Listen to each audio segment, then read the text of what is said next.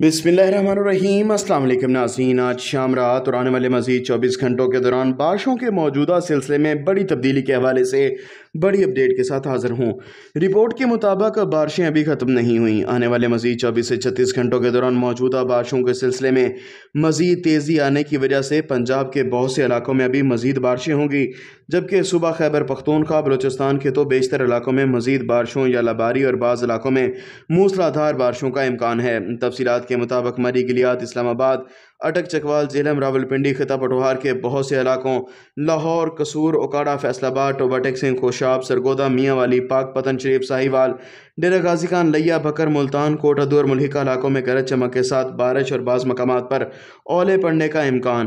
क्वेटा समेत बलूचिस्तान, पेशावर समेत खैबर पख्तूनख्वा के बेशतर इलाकों में वक्फे से बारिशों का सिलसिला जारी रहेगा। पहाड़ों पर इस दौरान शदीद बारिशें होंगी और साथ में बर्फबारी का भी इम्कान है।